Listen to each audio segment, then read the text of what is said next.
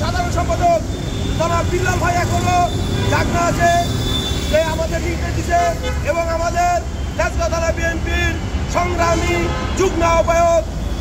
কাজী শাহাদাত হোসেন বাবু ভাই এখনো জাগনা, আমাদের নির্দেশ দিতেছে এবং আমাদের